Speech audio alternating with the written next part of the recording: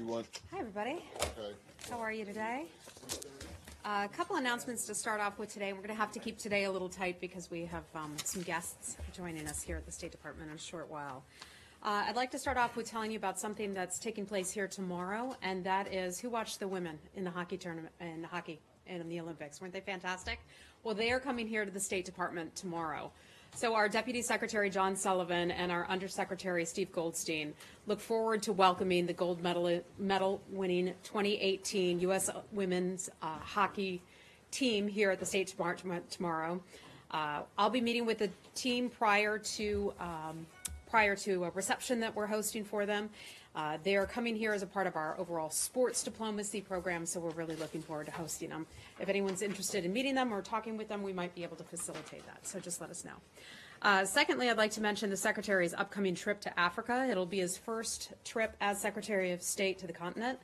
Secretary Tillerson will travel to Chad, Djibouti, Ethiopia, Kenya, and Nigeria from March 6th to the 13th. Secretary Tillerson will meet up with leadership in each country, as well as the leadership of the African Union Commission based in Ethiopia, to further our partnerships with the governments and the people of Africa. In particular, he plans to discuss ways that we can work with our partners to counter terrorism, advance peace and security, promote good governance, and spur mutually beneficial trade and investment.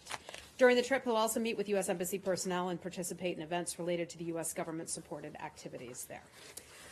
Next, I want to highlight that today marks the day the Peace Corps was created by President Kennedy back in 1961.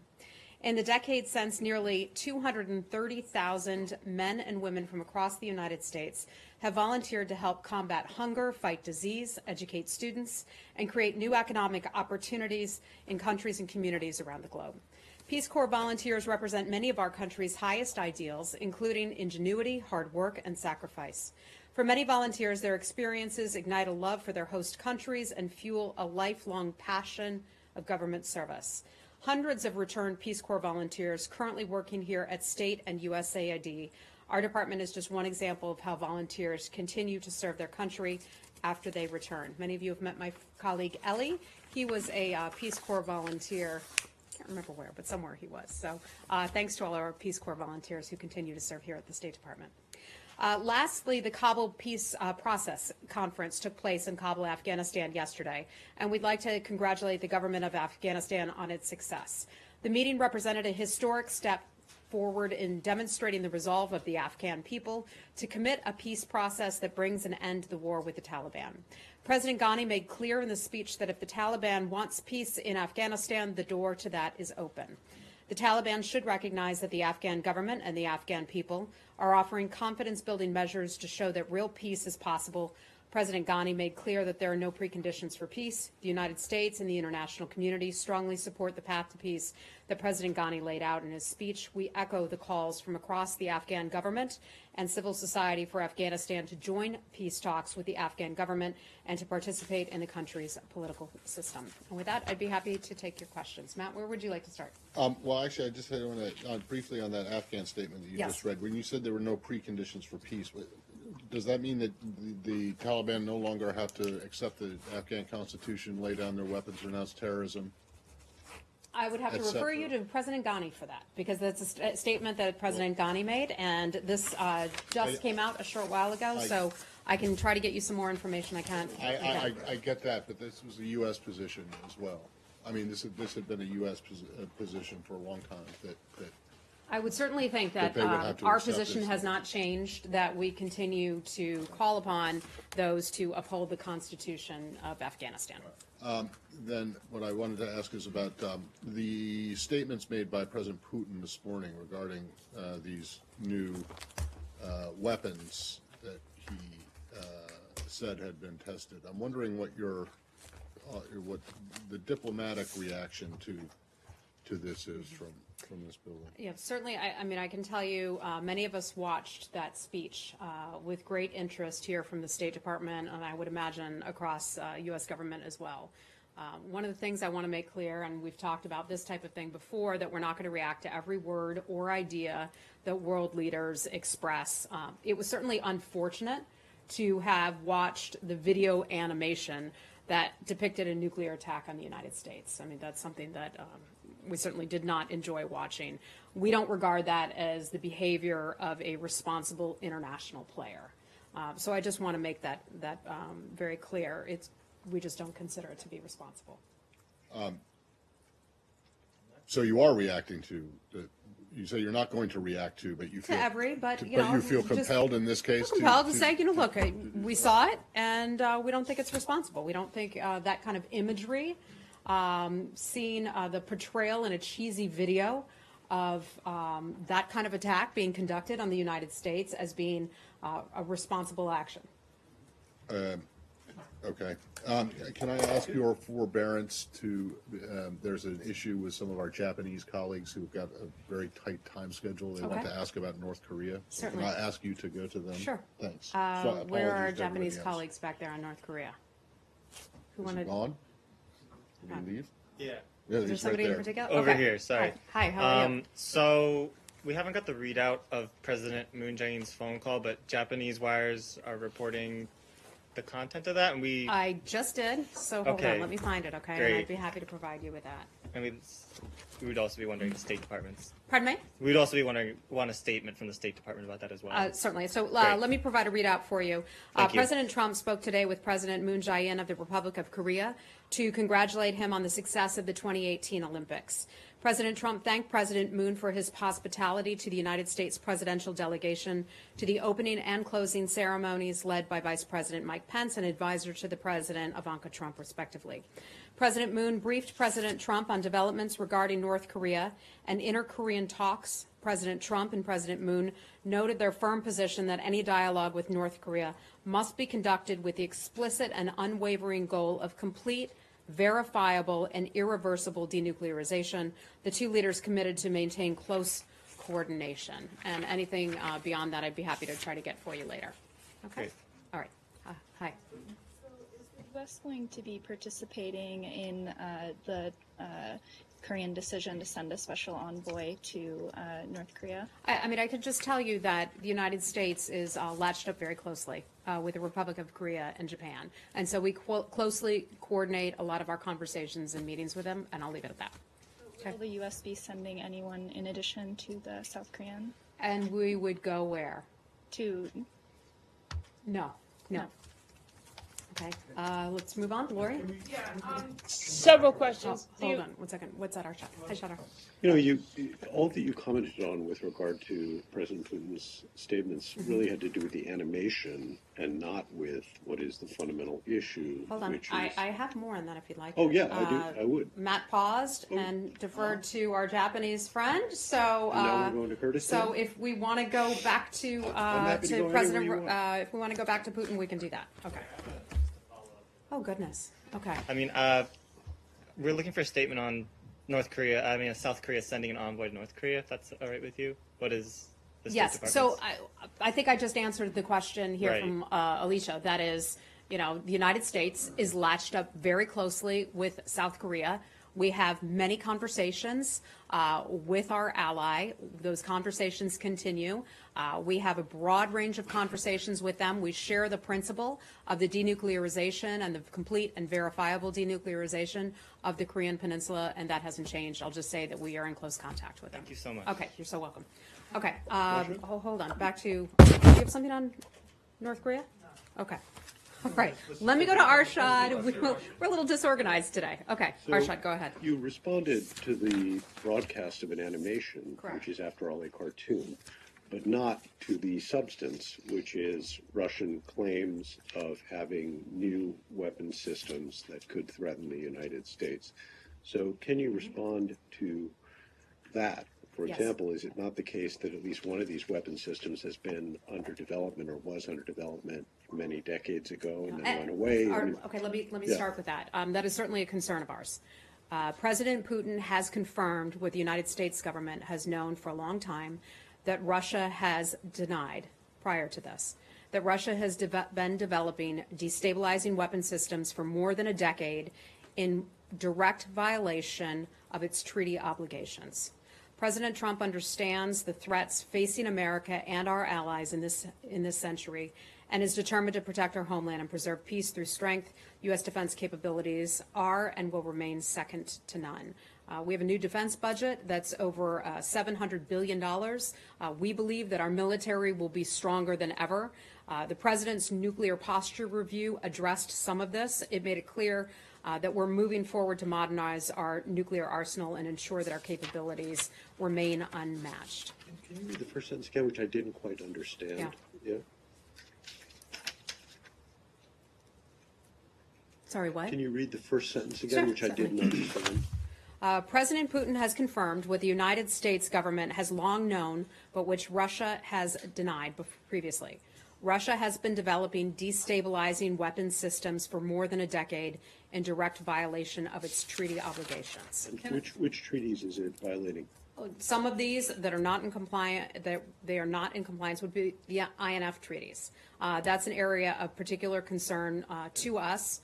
Since 2014, they've not been in compliance with that. They've been developing intermediate-range ground-launched cruise missiles in direct violation of the INF treaty. What are you going to do about that? That is not for me to say what the United States is going to do about that. We continue to have conversations across the various agencies and departments in the U.S. government. Is there an indication that those weapons that they showed today are actually operational?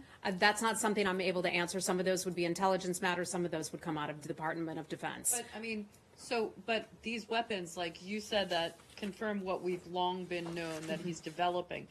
But do you believe that they've actually developed them, or they're still in the development process? You know, some of this is new information that we are seeing today. Some of this is information that we've been tracking for some time. Some of this information the United States government will not be able to publicly provide to you, and that's part of it today. Okay? Hi, Does the Rich. Secretary plan on speaking with Foreign Minister Lavrov specifically in regard to this morning's speech? And does this morning's speech change at all the U.S. attempt to try to work with Russia in certain areas or change this relationship, or is this seen as sort of election year politicking on his Well, part? I think you have to consider the audience that Putin sat before today when he made that announcement, and consider the fact that it's basically his equivalent of our State of the Union address. We also would note that there is an election that's coming up. So we think he was playing to the audience, certainly.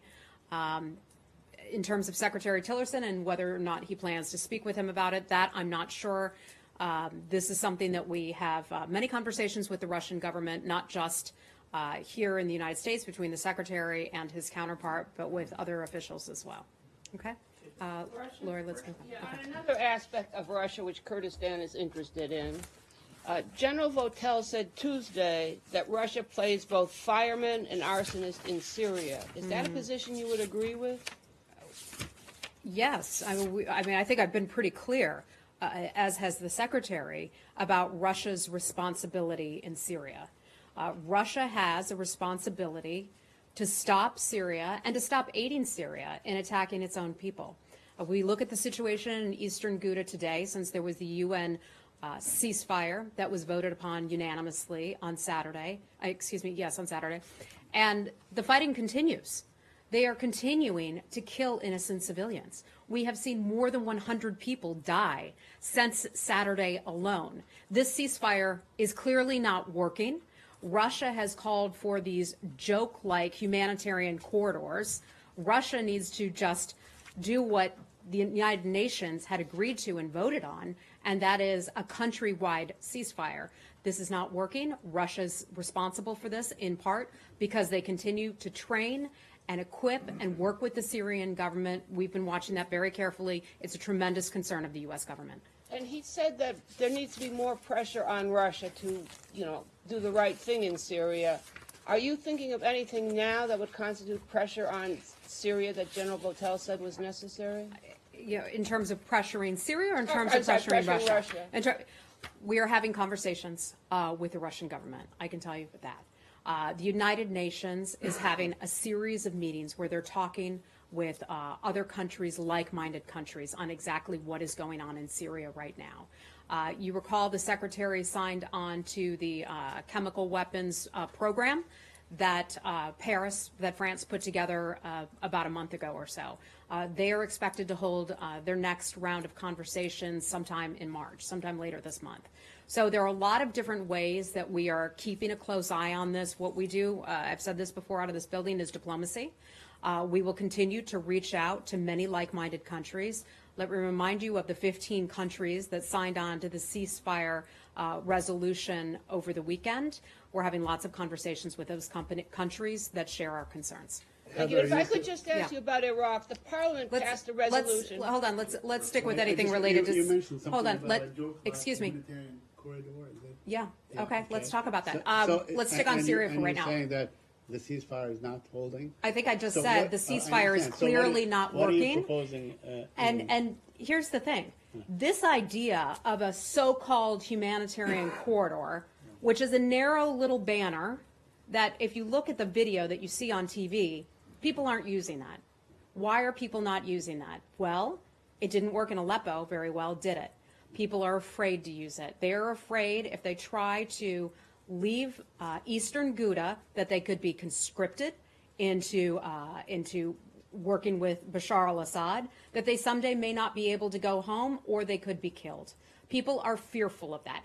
That does not go far enough. The idea that Russia is calling for a so-called humanitarian corridor, I want to be clear, is a joke. What needs to happen instead is a nationwide ceasefire that was voted upon unanimously at the United Nations last Saturday. 15 countries supported it. Let me remind you, so did Russia. So did Russia. I want to be clear also that there are a few exemptions to that ceasefire, so no one tries to parse my words. Al-Nusra, Al-Qaeda, and ISIS. Those are the exemptions. Anything else on Syria? How about I think Saeed's question here is what is the United States going to do about it? Because so far, as you said, the ceasefire hasn't held. Right. It has never even been implemented. You know, beyond just talking to people about it, is the United States going to take action? Well, again, what we do in this building, we do diplomacy, okay? We have conversations with countries all around the world, and that's exactly what we're engaged in. Ambassador Haley at the United Nations is doing her part at the United Nations. We're doing our part here out of the State Department. We're engaging in talks with the Russians in Geneva, the State Department is. We are investigating various mechanisms that would hold Russia and the Syrian regime accountable for using chemical weapons on its own people. We have talked about the OPCW and their role in identifying substances that were used. What about sanctions on, I mean, Hold just, on, what about Elise, sanctions? at least let me finish, because you're asking me a question about some of the things that are being done. There are other mechanisms in place. Paris, I mentioned. The accord, the agreement that Secretary Tillerson and 25 or 26 other countries signed on to. We have a new member just as of yesterday. I'm trying to remember if it was Norway or the Netherlands. Let me get back to you on that. There is that. A lot of these meetings are happening. We will hold Russia accountable and hold Russia responsible. And let me again urge you, I know a lot of you are so obsessed with Russia and what Russia did in the United States in the 2016 elections. I would urge you to show your outrage. I don't Hold think on. that's true in this room. Hold on, I would assure Maybe in you. some other briefing rooms Okay, around maybe in town. other briefing rooms, Not but this let one. me ask reporters to turn that around, fine to ask about Russia's role in influencing or trying to influence the 2016 elections. But look at Russia and what it's doing in killing people in Syria. I would urge you to do that. I mean, I'm sorry, I think that everybody in this room is asking about that and talking about that, and I reject your assertion that everybody in this room is obsessed with. I don't the think I 2000 said everybody in this room is obsessed, but in Okay, in well, general. it's just not, You it's haven't In just general. germane to the question about that questions. topic. You haven't It's had not one germane to question the about- question at hand. And the question at hand is, what is the U.S. going to do to hold Russia accountable when in the past the U.S. has imposed sanctions on Russia for its actions in Ukraine? Are there sanctions not just for chemical weapons, but are there sanctions being considered for supporting the Syrian regime for its barrel bombing of civilians in eastern Ghouta? You know we never and elsewhere? forecast sanctions, but I can tell you there are a lot of options that are now being considered. You talked about countrywide ceasefire. Should that include Turkey in the north? We have talked about this in the past. We talked about this on Today, Tuesday. today you're calling for a countrywide ceasefire. Should this Yes. include Yeah. Turkey? That- Should Turkey cease all military operations? We look at the entire part of the country, and that's what was called for, a ceasefire throughout the country. You went out, you spoke about that at length on Tuesday, right? Correct. Yes, I did. Turks have, for 2 days running, said that you should read the resolution, and they've rejected your interpretation. Okay, You have a comment on that? Let me go back and read the resolution one more time. I think I was pretty clear, and I think you all understood it as well, that the resolution calls for, and this is the UN resolution, it affirms that the cessation of hostilities shall not apply to military operations against the Islamic State in Iraq and the Levant, ISIL, also known as Daesh, Al-Qaeda and al-Nusra Front, and that other individuals, groups, undertakings, and entities associated with Al-Qaeda, ISIL, and other terrorist groups as designated by the Security Council. So I think that the United Nations and the resolution is pretty clear, and that speaks for itself. I'm still considering. Okay, let's move on. Okay, go ahead. All right. So, just to get back to the Russian missiles for a minute, as you say, Putin seems to have confirmed that he's developing these weapons that would breach the various treaties, including the INF treaties. The United States is also modernizing its nuclear arsenal. Do you still consider yourselves bound by these treaties that Russia apparently has already broken? We are in compliance with the treaties. You're in compliance currently, but we do put- you intend to remain within the compliance? I'm not aware that we certainly would intend to remain in that. I'm not the arms control and verification expert, so if you want a deeper dive on that, I can certainly put. Policy, whether you. Pardon me? It's a matter of policy, diplomatic policy, whether you remain in a treaty or not. We believe that we remain in the treaty. Okay. Thanks. Who is the arms control expert? We have our AVC bureau. Right. There are Who's experts Who's there. the undersecretary? The cute man. Okay, let's move on. I'm sorry. Your name is? Alexander Kristenko, Russian TV. I'm still considering negotiations with Russia on global security issues, in nuclear arms issues, after today's announcement. So your question is, would we cut off conversations and negotiations? I mean, do you change something in your attitude toward this? Well, look, it's certainly concerning to see your government, to see your country put together that kind of video that shows the Russian government attacking the United States. That's certainly a concern of ours. I don't think that that's very constructive, nor is it responsible. I'll leave it at that. Okay? United States. It was not attacking the United States. It was 2 missiles sent to different directions. Why do you say that they are attacking? Sorry, I'm from Russia. You're from Russian Channel 1 TV Russia. too. Yes, okay, yes, sorry. okay. Enough said then. I'll move on. Sorry, what does that mean? What does I what mean, mean? they're not officials of the Russian government. They're just asking a question about Russia. Oh, really? Okay. Well, we know that that RT and other Russian news or so-called news organizations are There are funded and directed by the Russian government. So if I don't have a As are whole other lot of media in tolerance. this room, Heather. Heather, can I just ask you one thing about Oh my gosh. the video? Yes. This video that you're talking about? Yes. The cartoon? Excuse me. As I understand it, and I could be wrong, the video that was played doesn't actually show the missiles hitting anything. But I'm just asking, is it the assessment of the U.S. government that had the missiles in the video ended up at their presumed target? That target was the United States? Matt, I think it certainly looks like that. I'd ask you to go back and take a Okay, look at that. It's pretty clear what their target is, okay? So this is, let's move on from this. Nazira, you have a question about Afghanistan? Yes, Heather, thank you very much. As you mentioned, Kabul Process Conference. What was the U.S. Expectation from that conference? Still, United States will satisfy or something else? The conclusion. What was the conclusion? Well, look, I can tell you that we were certainly a part of it. That the United States was pleased to have representation at the Kabul Process Conference, and we congratulate the government of Afghanistan for holding that conference. I mean, I think that is certainly a good step forward in doing so. We continue to have conversations with the government of Afghanistan and continue to engage them on a daily basis through our ambassador there or through our acting assistant secretary here. We support the cause of peace in Afghanistan, recognizing that peace talks have to be Afghan-led and Afghan-owned. Okay, all right. Sorry. Very quickly. Yes. There was a news item yesterday, both in the Saudi press and in the Israeli press, that there's some sort of a peace proposal that will be coming out shortly. You know, it was. So I wonder if you have anything on that, if you could share anything on that with us. The report that we saw, I think it is an unfortunate report because it prejudges people against a plan on the part of the United States that is not yet complete. We have not released our plan. When it is ready to be released, the White House will go ahead and put that out. And some, I think, are trying to not only prejudge it, but to try to draw conclusions about what is in that plan. Is the Secretary of State involved in this process? Yes. The Secretary of State has been involved in meetings and conversations about this entire process. And lastly, there's going to be a big conference in town this weekend. It's the APAC conference. Mm-hmm. Is anyone from the State Department attending or speaking? I would imagine so, but I just don't have any confirmation to read out to you for that. Okay? All right. We're gonna have to wrap it up, but hold on.